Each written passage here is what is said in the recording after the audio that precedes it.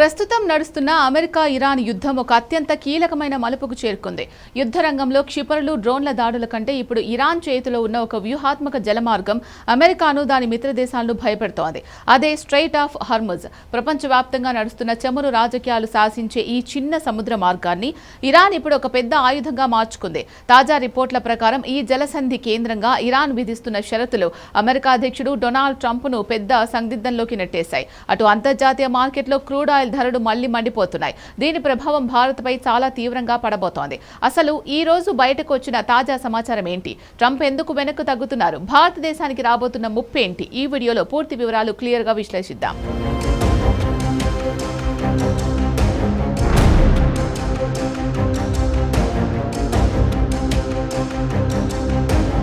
నిజానికి Persian Gulf ను Oman Gulf తో అనుసంధానించే స్ట్రెయిట్ ఆఫ్ హార్ముజ్ ప్రపంచంలోనే అత్యంత కీలకమైన ఆయిల్ చోక్ పాయింట్.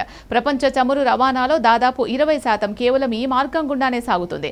ఈ వీక్నెస్ పాయింట్ ను ఇరాన్ పక్కాగా వాడుకుంటోంది. ఈ జలసంధిని కనుక మూసివేస్తే లేదా ఇక్కడ ఓడల రాకపోకలు అడ్డుకుంటే అమెరికాతో పాటు దాని సంపన్న మిత్ర దేశాల ఆర్థిక వ్యవస్థలు కుప్పకూలుతాయని ఇరాన్ కు బాగా తెలుసు. అందుకే ఇరాన్ తన పాత డిమాండ్లన్నింటినీ ఈ హార్ముజ్ జలసంధిని తెరవడానికి లింక్ చేసి అమెరికాను గట్టిగా బ్లాక్మెయిల్ చేస్తోంది.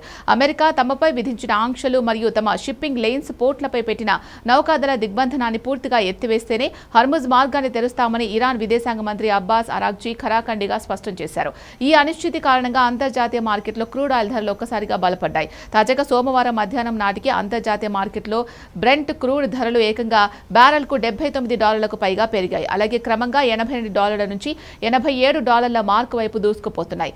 ఇరాన్ విదేశాంగ మంత్రి అబ్బాస్ అరాగ్జీ మాట్లాడుతూ ప్రస్తుతం తాము అమెరికాతో ఎలాంటి ప్రత్యక్ష దౌత్య చర్చలు జరపడం లేదని ప్రకటించడంతో మార్కెట్లో మరింత ఆందోళన పెరిగింది. గత కొన్ని రోజులుగా ఒమన్ మధ్యవర్తిత్వంతో ఒక తాత్కాలిక ఒప్పందం కుదిరి జలసంధి ఓపెన్ అవుతుందని భావించినప్పటికీ ఇరాన్ తన పట్టు వీడకపోవడంతో ఆ ఆశలు అడియాసలయ్యాయి.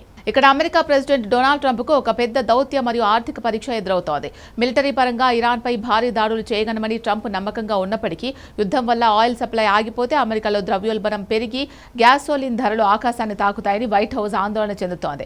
అందుకే ట్రంప్ ఇప్పుడు తన దూకుడు వైఖరికి కాస్త తగ్గించి ఇరాన్తో చర్చల విషయంలో కాస్త వెనక్కి తగ్గుతూ లో కీయింగ్ ఇట్ అనే కొత్త వ్యూహాన్ని అమలు చేస్తున్నారు. అంటే ఇరాన్పై ప్రత్యక్ష సైనిక దాడులు చేయడం కంటే ఇరాన్లో పెరుగుతున్న విపరీతమైన ద్రవ్యోల్బణాన్ని, వారి ఆర్థిక సంక్షోభాన్ని చూస్తూ వారి దగ్గర డబ్బులు అయిపోయేలా చేసి లొంగ తీసుకోవాలి అనే ఆర్థిక ఒత్తిడి వైపు ట్రంప్ మొగ్గు చూపుతున్నారు.